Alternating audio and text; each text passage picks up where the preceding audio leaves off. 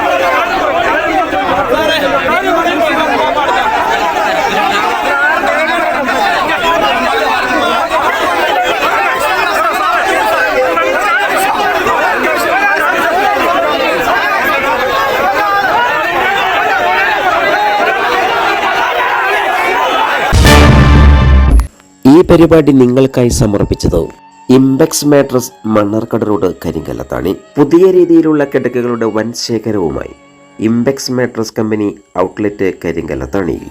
Mobile 952610 0066.